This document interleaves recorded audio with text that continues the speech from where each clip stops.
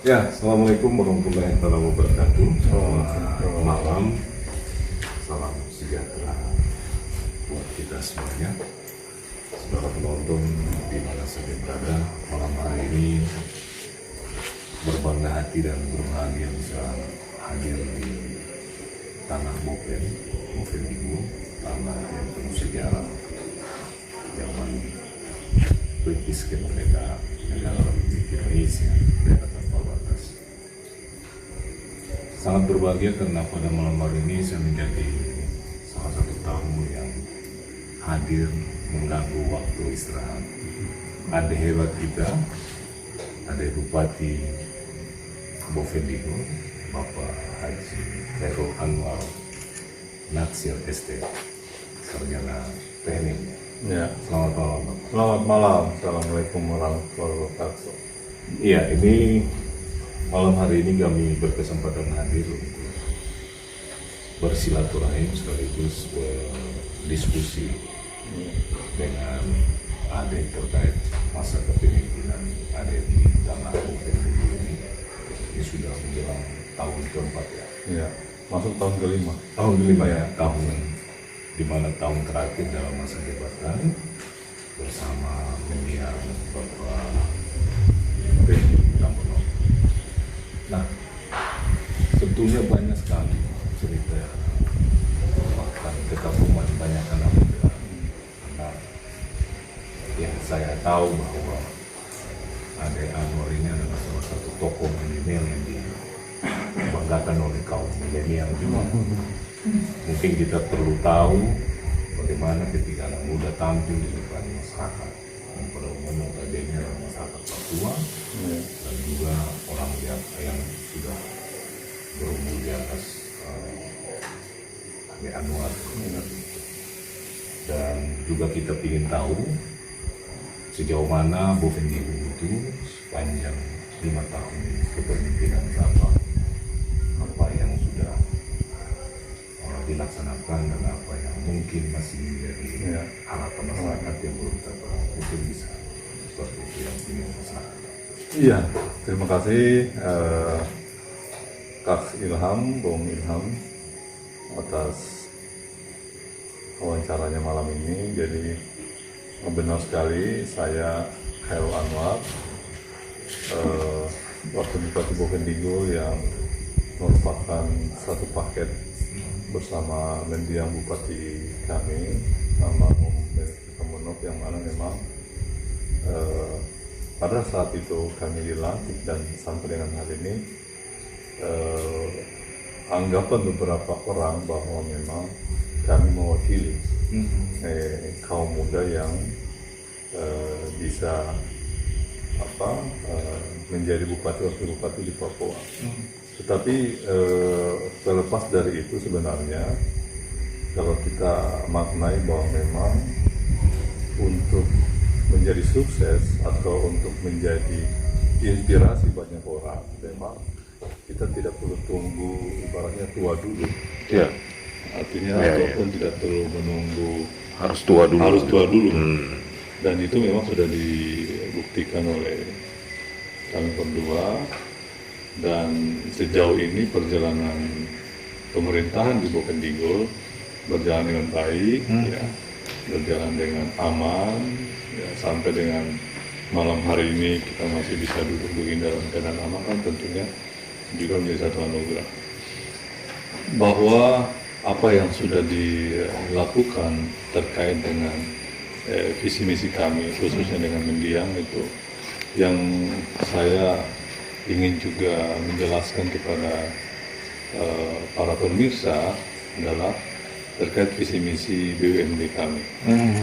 Nah, di awal kita maju bersama, memang visi Bapak Bupati kami Pak Benny Tambono almarhum ini memang ingin mensejahterakan masyarakat dari kampung ke kampung. Dan memang itu kita wujudkan dengan cara pemerataan pendapatan. Pemerataan pendapatan ini artinya kita berharap ketika masyarakat kita di kampung dia contoh panen atau menghasilkan suatu olahan, dia tuh ada yang beli. Nah, sehingga masyarakat ini bisa selalu pegang duit. Nah, BUMD ini kan hadir untuk membeli hasil-hasil masyarakat. Hasil masyarakat. Ya. Memang di tahun ketiga itu baru BUMD ini bisa berjalan dan sudah memasuki tahun kelima sekarang ini BUMD terus jalani untuk membeli hasil-hasil masyarakat. Beberapa tahun lalu BUMD turun sampai ke kampung membeli durian, ya, membeli karet, sekarang membeli sagu, ya. Nah, ke depan tentunya kita berharap dan kami akan mendorong untuk BUMD ini bisa lebih expand untuk lagi menjangkau potensi-potensi pendapatan masyarakat. Prinsipnya apa yang menjadi produk unggulan masyarakat yang menjadi panen itu harapannya bisa dibeli oleh BUMD. Karena intinya bagaimana masyarakat ini bisa pegang duit. Ya. Kalau dia pegang duit, ya dia tidak akan pikir yang macam-macam. Betul. Ada jaminan atau ada harapan untuk pendapatan. Nah, berikutnya memang masih banyak tentunya pekerjaan rumah yang harus kita benahi di Bovendigul, baik itu juga dari segi pendidikan.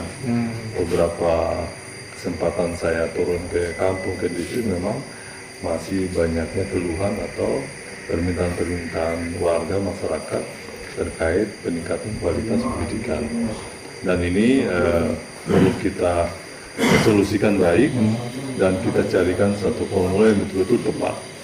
Bahwa di kampung itu ada anak sekolah, tapi juga ada satu kondisi gurunya tidak ada. Oh betul. Memang Di pada satu sisi, umumnya ya. di satu sisi juga ada guru, tetapi gedung sekolahnya tidak ada, rumah untuk guru tidak ada. Dan jadi memang permasalahan-permasalahan ini harusnya kita lebih fokus. Itu di sisi pendidikan. Di sisi infrastruktur juga begitu. Ya. Masih dijumpai juga kondisi-kondisi jalan yang memang perlu diperhatikan. Apalagi kita tahu cuaca di Bovendigul ini kan tidak menentu.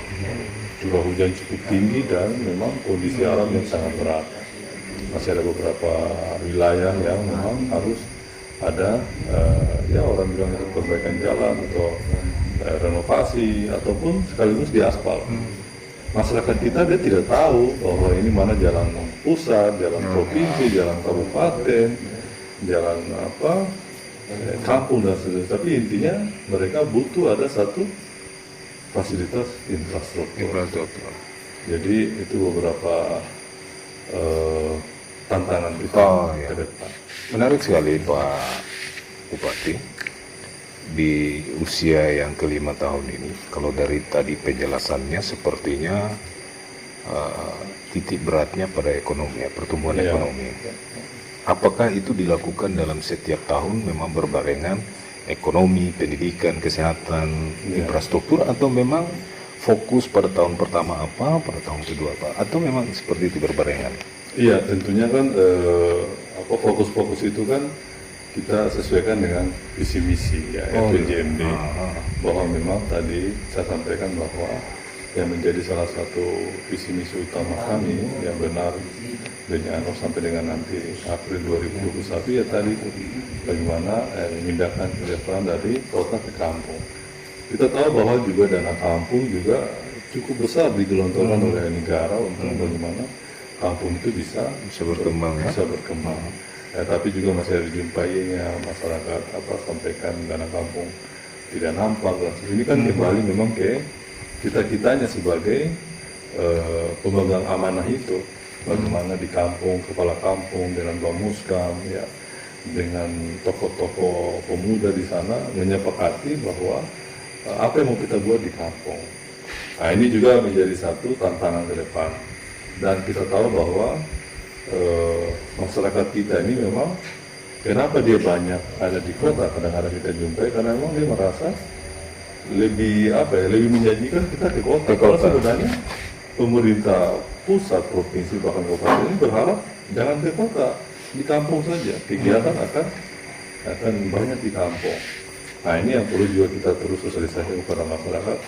Kelola dana kampung itu dengan baik, karena kalau kelola baik pasti akan nampak hasil-hasil dari pembangunan itu. Berarti dalam arti konsentrasi pemerintahan Beni Anwar ini adalah ekonomi pada skala pertama ya, prioritas pertama gitu. Selanjutnya mungkin pendidikan. Ya sebenarnya sama. Sama juga. Sama semua, karena tadi saya bilang kan, kita ekonomi kalau tidak begitu bagus, ya pendidikan juga akan berdampak. Begitu pula sebaliknya. Kalau tidak seiring dengan infrastruktur yang bagus, ya bagaimana contoh masyarakat bisa memasarkan hasil-hasilnya. Jadi ini harus sejalan, dan memang ini harus kerjanya tim. Iya. Ya, tidak boleh ada ego sektoral dari OPD-OPD. Intinya panglimanya adalah visi misi kepala daerah. Baik. RKA, rencana kegiatan yang dilakukan oleh OPD, muaranya, kiblatnya, panglimanya visi misi bupati. Oke. Nah seperti itu. Jadi visi misi tetap ya, walaupun tadi ekonomi pada skala prioritas pertama, tapi pada kenyataan pelaksanaannya tetap samanya. Nah, Ya. kita ketahui tadi sempat dijelaskan bahwa jalan, banyak masyarakat tidak mengetahui mana jalan ini kewenangan mana, dan ini kan pasti sudah disosialisasikan juga. Betul. Tetapi ke Ibu Vendigul itu menurut kami memang jalan itu sebuah transportasi yang memang sangat penting juga, ya sangat vital untuk Bu Vendigul. Nah, kalau misalnya kita bicara terkait kepentingan, kan pasti dia bukan menjadi sesuatu yang diutamakan lebih dulu terkait dengan anggaran APBD misalnya. Nah, kira-kira solusinya gimana itu, Pak? Iya, memang Vital, tapi ya. Memang betul terkait infrastruktur jalan, khususnya jalan jembatan ya. Dengan wilayah Bovendigul yang sangat luas, hampir 27.000 km persegi, dengan cakupan 20 distrik, 112 kampung. Memang tadi saya sampaikan di awal bahwa kebutuhan infrastruktur jalan ini sangat utama. Nah, namun kita harus akui bahwa khusus infrastruktur jalan di wilayah Papua, khusus di Bovendigul ini masih mengutamakan kuantiti. Artinya panjang, bukan kualitas. Bukan kualitas. Nah, sehingga macam curah hujan sekarang cukup tinggi, beberapa jalan yang mungkin 1-2 tahun kemarin bagus, sekarang udah rusak lagi. Karena tadi kualitasnya memang kurang begitu bagus, tidak dicor, tidak dihotmix, hanya di soil ya, semen campur tanah, sehingga begitu curah hujan tinggi, kendaraan trek yang over muatan juga, apa orang bilang untuk tertanam di jalan tersebut, ya udah jalannya dirusak ya, dipatok, kakinya digali, akhirnya menjadi satu kolam. Jadi kolam tidak diperbaiki, sehingga hujan ya semakin mendalam ya. Nah, jadi saya mau bilang bahwa memang jalan negara ya, yang jalan Trans Papua itu memang kita tahu sumber dananya itu dari pusat APBN. Tetapi begitu kondisi jalan itu rusak, parah, itu langsung ya masyarakat tidak mau tahu. Tahunya kita mau jalan bagus. Padahal kita tahu bahwa itu contoh ada proses lelang, ada proses tugasnya satker balai. Nah, sehingga kami di Bovendigul, saya khususnya terus membangun komunikasi dengan satker, balai jalan dan jembatan wilayah Merauke, untuk bagaimana memperbaiki. Beberapa bulan yang kemarin jalan cukup parah antara Mandom Tanah Merah, terus Tanah Merah Waroko. Ini kalau tidak kita komunikasi baik dengan satker balai, ya tambah parah. Masyarakat bisa 3 malam, 4 malam di jalan, dan ini bisa berpotensi ada kecelakaan. Tapi alhamdulillah puji Tuhan, dengan koordinasi yang baik dan juga komitmen yang baik oleh Kementerian PUPR melalui Balai Satker, akhirnya dikerjakan, diperbaiki. Walaupun kontraknya atau orang bilang uangnya belum ada. Tadi sekarang ada komitmen, ada komunikasi. Alhamdulillah sekarang ya walaupun belum sempurna bagus, tapi minimal sudah lebih baik daripada yang beberapa bulan yang lalu. Ya, beberapa tahun yang lalu kan kita tahu parah sekali. Baik. Ada Bupati, memang terkait infrastruktur ada langkah-langkah yang sudah dilakukan ya, melalui sebuah koordinasi dan komitmen dengan pihak-pihak terkait. Nah, kembali lagi ke persoalan kesehatan ini kan sangat penting juga. Iya, kesehatan ya? Iya, kesehatan. Jadi dari ADEP bersama Mendiang ini kan pasti punya program khusus bagaimana memperbaiki gizi kesehatan di pedalaman, Pak. Untuk visi atau semangat untuk peningkatan kualitas kesehatan ini juga menjadi perhatian dari kami bersama dengan mendiang Bupati. Itu ditunjukkan dengan komitmen beliau, dengan semangat beliau untuk meningkatkan kualitas kesehatan. Di tahun pertama kami dilantik itu peringatan Hari Kesehatan Nasional itu beliau perintahkan kita untuk dilaksanakan di Danau Wage, Koroe Batu, yang mana untuk kita ke sana memang harus pakai pesawat. Dan kita di sana melaksanakan upacara itu.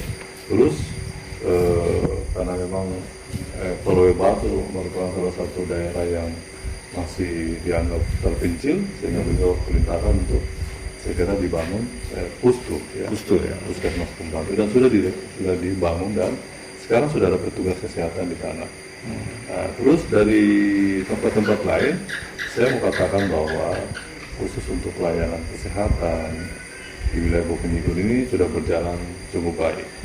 Karena menterinya ada, dokternya ada, petugasnya juga ada, dan report-reportnya atau capaian-capaiannya terukur. Itu dibuktikan dengan capaian 2018-2019 itu Pak Bupati menerima penghargaan dari Gubernur Papua sebagai Kabupaten Pelayanan Kesehatan terbaik kedua ya di Papua. Dan ini memang terukur dengan data. Karena Bovendigul itu sampai dengan hari ini kita mendapatkan bantuan tenaga Nusantara Sehat. Di situ lengkap, ada dokternya, ada perawatnya, paketan. Dan mereka ini bekerja di satu wilayah distrik kampung itu selama 2 tahun dan tidak kemana-mana. Jadi betul totalitas pelayanannya sangat-sangat memuaskan, dan ini mendapatkan apresiasi dan ucapan yang luar biasa dari masyarakat. Itu kerjasama dengan daerah juga, ada sharing anggaran atau gimana? Itu betul-betul program dari Kementerian Kesehatan. Jadi Nusantara Sehat, kita dalam hal ini Bupati diminta komitmen untuk menjaga mereka ya. Menjamin keselamatan dan lain-lain. Dan ini sudah berjalan baik. Pak jajaran Dinas Kesehatan, Pak Kadis juga berkoordinasi baik dengan kementerian juga dengan kami, sehingga semua hal yang berhubungan dengan pelayanan kesehatan ini bisa termonitor dengan baik. Luar biasa. Jadi di masa kepemimpinan Bapak ini paling tidak ya kesehatan sudah terukur dengan mendapat predikat terbaik, itu salah satu indikator bahwa keberhasilan di bidang kesehatan.